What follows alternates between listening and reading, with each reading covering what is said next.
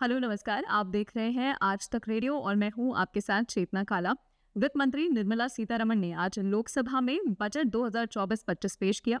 चलिए इस वीडियो में डिकोड करते हैं कि बजट आपके लिए क्या लेकर आया है। मेरे साथ मौजूद है स्टूडियो में सिद्धार्थ राठौर, प्रोफेसर हैं माता सुंदरी कॉलेज डीयू में। इसके अलावा लबासना में भी बजट पढ़ाए जाने के लिए जाने जाते हैं। हेलो सिद्धार्थ, आपका बहुत बहुत स्वागत है। सिद्धार्थ, सबसे बेसिक सवाल से शुरुआत करते हैं। इस बजट को आप ओवरऑल किस तरह देखते हैं? देखिए चेतना, अगर आप बजट के ऊपर अगर आप एक ओवरऑल मैक्रो पिक्चर देखेंगे तो आपको दिखेगा कि इसके ऊपर जॉब्स को लेके, एमएसएमई को लेके और इन्वेस्टमेंट को लेके मेजर बातचीत हुई हुई है। हाँ। अब ये क्यों हुई हुई है? क्योंकि ये तीन इशू जो हैं सरकार को काफ़ी टाइम से घेरे हुए थे। नौकरी एक ऐसा इशू है जिसकी वजह से सरकार को काफ़ी अपना इलेक्टोरल लॉस भी हुआ है, क्योंकि नौकरी का इशू ऑपोजिशन ने उठाया और ये एक बहुत बड़ा इशू है।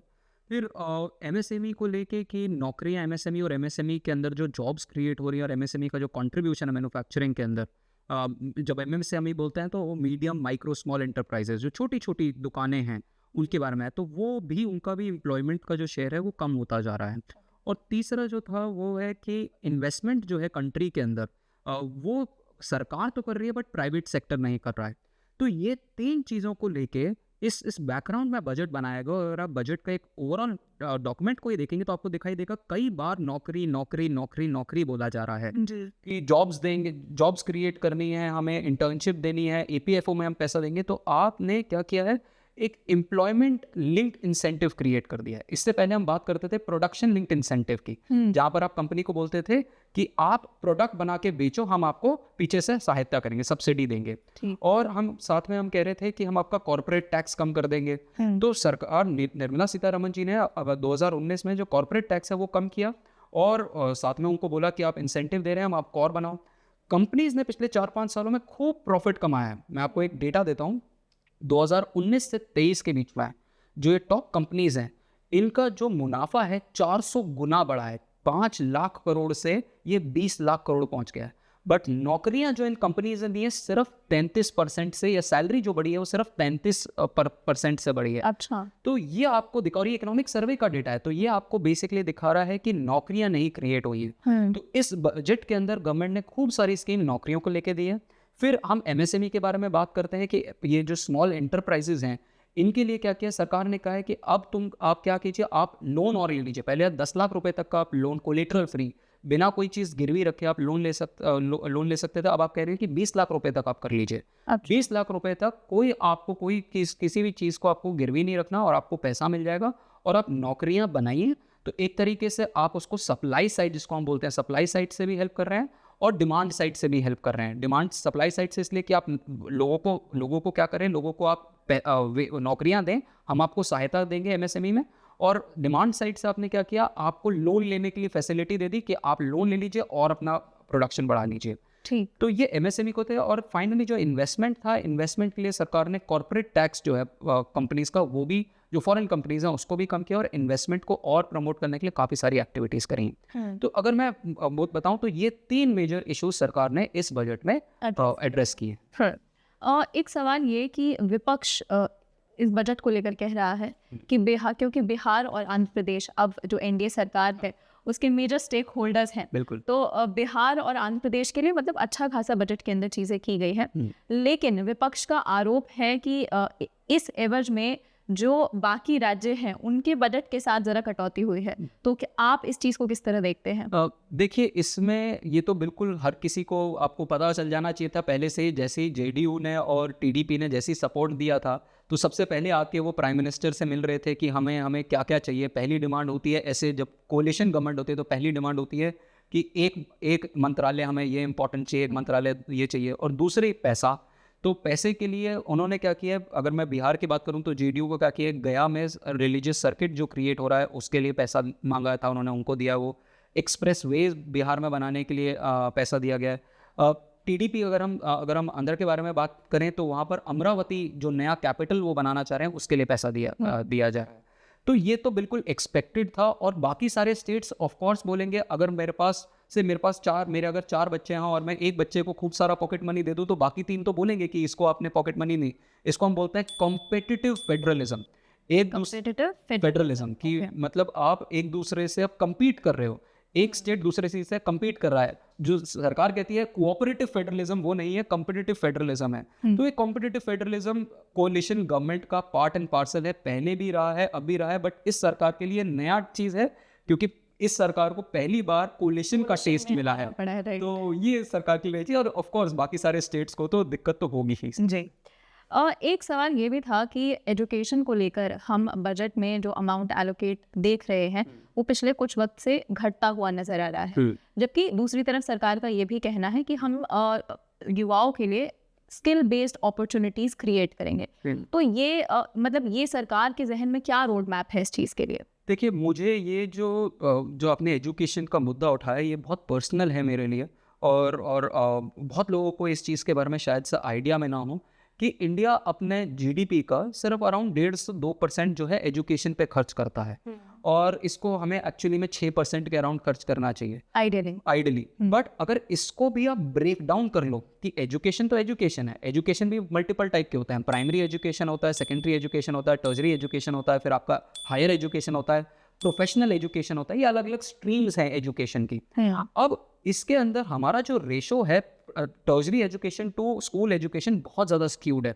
हम कहते हैं, हम फैंसी चीज़ें बात करते हैं कि हम और एम्स बना देंगे और IITs बना देंगे और एम्स बना देंगे।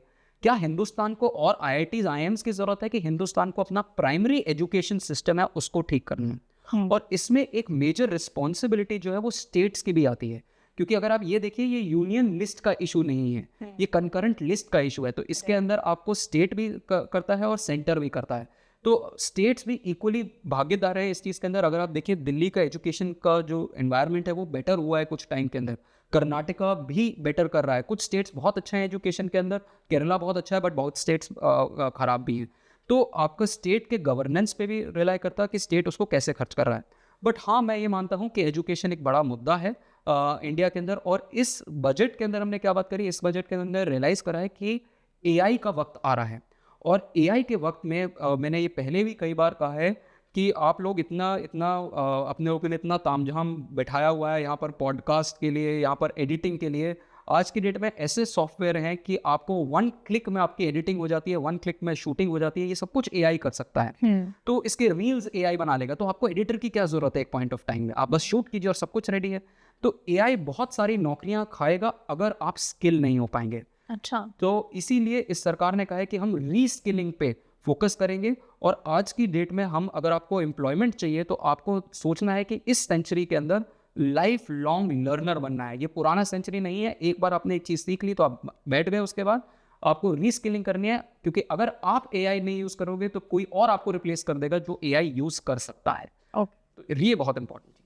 ठीक है। इसके बाद ज़रा किसानों पर आते हैं। राकेश टिकैत ने बजट पेश होने के बाद ये बयान दिया कि किसानों के लिए बजट के अंदर कुछ भी डायरेक्टली नहीं हो रहा है, सब कुछ किसी न किसी पाथवे से, किसी न किसी स्कीम से होते हुए गुजर रहा है। कुछ डायरेक्ट ऐसे नहीं है जैसे किसानों के लिए पानी मुफ्त कर दिया। तो किसानों के लिए इस बजट को आप किस तरह देखते हैं और उनकी बात में कितनी वास्तविकता है?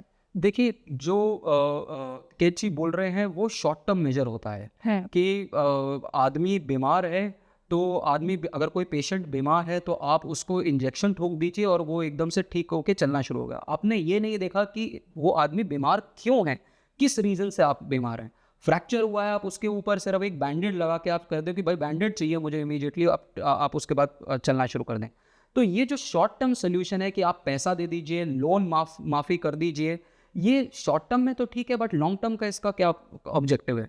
तो जो ये प्रधानमंत्री किसान निधि योजना भी है जिसमें आप 6,000 रुपये देते हैं, वो भी एक खराब स्कीम है, क्योंकि आप सिर्फ किसान को बोल रहे हो ये 6,000 रुपये ले लो और हमें वोट कर दो। हमें लॉन्ग टर्म में एग्रीकल्चर को देखना है। लॉन्ग टर्म में एग्रीकल्चर को देखने के लिए हमें क्या करना है, इस वक्त क्लाइमेट चेंज आ रहा है, हमारे यहाँ हीट वेव्स आ रही हैं, टेम्परेचर ओवरऑल बढ़ रहा है, तो हमें अच्छे सीड्स चाहिए। हमें आज की डेट में एग्रीकल्चर का रिसर्च एंड डेवलपमेंट में पैसा डालना है, बेटर फर्टिलाइजर्स यूज़ करने हैं, नैनो फर्टिलाइजर्स यूज़ करने हैं, एनवायरनमेंट फ्रेंडली फर्टिलाइजर्स यूज़ करने हैं। हमें इरिगेशन जो है वो माइक्रो इरिगेशन, पानी की बहुत बड़ी दिक्कत होने वाली है, माइक्रो इरिगेशन पे हमें फोकस करना है, बेटर क्वालिटी सीड्स पे हमें फोकस करना है, ये सब कुछ R&D पे खर्च करना है।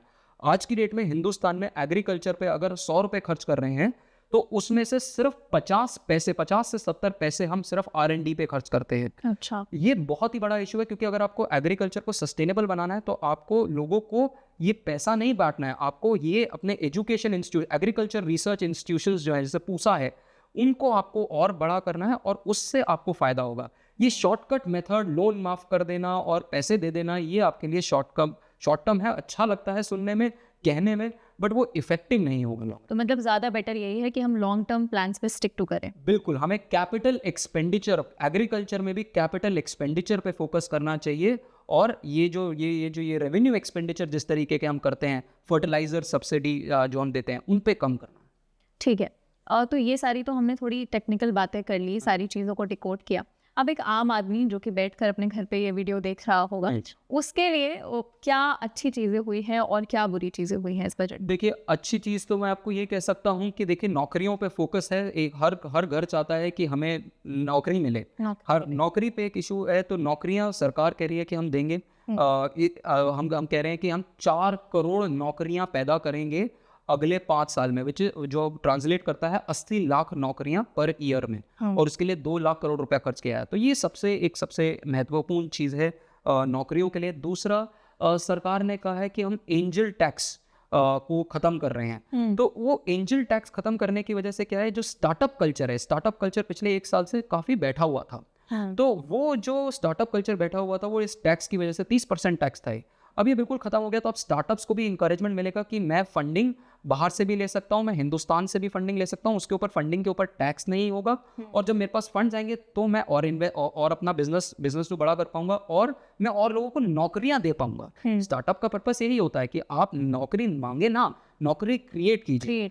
और ये देखिए, ये मैं बड़ा अप्रिशिएट करता हूँ ये शार्क टैंक इंडिया। अगर आप देखें तो शार्क टैंक इंडिया ने एक रेवोल्यूशन पैदा किया है इंडिया के अंदर कि आप नौकरी ढूंढिए मत, नौकरी पैदा कीजिए। तो ये उस पूरे मॉडल को, स्टार्टअप के मॉडल को काफ़ी इंसेंटिवाइज करेगा। एक जो टैक्सेशन के पर्पस है, जो मिडिल क्लास के लिए, उनको 17,000 रुपये का कुछ फ़ायदा हो रहा है। बट एक जो इशू है, वो जो लोग मार्केट में आ गए हैं, उनको है कि सिक्योरिटी ट्रांजैक्शन टैक्स थोड़ा सा बढ़ गया है। और वो भी इसलिए बढ़ा है कि मार्केट के अंदर आज की डेट में बहुत ज़्यादा स्पेकुलेशन है। ये गैम्बलिंग की तरह चल रहा है कि लोग क्या है एग्जैक्टली किस तरह का करता है। अब देखिए, अब क्या है कि कोविड के बाद से लोगों को क्या लगा है कि हमारे पास जो है जितना भी पैसा है, अगर मैं बैंक में पैसा डालता हूँ तो 7% rate of interest, 8% rate of interest मिलता है मुझे। ठीक है। तो मुझे 100 रुपये लगाए तो मुझे 108 रुपये मिले। मार्केट के अंदर अगर इन्फ्लेशन जो है 6% या 7% है, तो मुझे नेट रिटर्न कितना मिला? मेरा 100 रुपये जो थे, मुझे बैंक ने 108 रुपये दिए अगले साल। बट वही 100 रुपये का जो खर्चा था मेरा, वो 106 रुपये का हो गया। तो मुझे पूरे उसमें देखूं तो मुझे 2 रुपये का ही फायदा हुआ। बट यही पैसा अगर मैं स्टॉक मार्केट के अंदर लगाऊं तो मुझे 15 से 16% हो सकता है। अगर मैं थोड़ा और रिस्की खेलूं तो मुझे 20% 25% का फायदा होगा। तो कोविड के बाद से हम देख रहे हैं कि डीमैट अकाउंट, रिटेल इन्वेस्टर, आप मेरे जैसे और आप जैसे लोग स्टॉक मार्केट के अंदर कूद गए हैं। और ये काफ़ी इंक्रीज हुआ है क्योंकि एक नई तरीके की हमारे पास ऐप्स आ गई हैं, हम इंस्टेंटली ट्रेड कर सकते हैं। जीरोधा करके आपके पास, ग्रो करके आपके पास ये ऐप्स हैं और आप इन्वेस्ट कर सकते हैं। बट ये जो इन्वेस्टमेंट एक्टिविटी है, ये स्पेकुलेशन में भी बदल जाती है कि मैं सट्टा बाजारी कर रहा हूँ, कि मुझे फंडामेंटल नहीं पता, बट मैं सिर्फ एक खेल खेल रहा हूँ। बट वो अगर आप खेल खेलते हैं तो आप अपनी सेविंग्स के साथ, अपनी कमाई हुई पूंजी के साथ आप एक खेल खेल रहे हैं। तो सरकार कहीं ना कहीं सरकार को ये भी आइडिया, और ये RBI ने भी कहा है और ये इकोनॉमिक सर्वे के अंदर भी है कि मार्केट जो है वो कुछ ज़्यादा ही तेज़ी से कई बार परफॉर्म करती है और वो उसमें आप सट्टा बाजारी ज़्यादा हो रही है। और सरकार को देखो, पैसा तो कमाना है। मैं एक मार्गरेट थैचर की एक स्टेटमेंट बताता हूँ आपको। उन्होंने एक बार ये कहा था कि सरकार पैसा खुद नहीं, सरकार के पास खुद का कोई पैसा नहीं है। या तो पैसा वो मुझसे बोरो करेगी मेरी सेविंग से, या फिर मुझे टैक्स करके करेगी। तो सरकार को कहीं ना कहीं से तो पैसा चाहिए। तो अगर सरकार को दिख रहा है कि यहाँ से अच्छा अमाउंट मिल जाएगा तो उन्होंने अपना वो बढ़ा दिया, और उसकी वजह से हो सकता है स्पेकुलेशन थोड़ी सी कम भी हो जाए, कम लोग शायद से मार्केट में इतना ज़्यादा ट्रेड करें।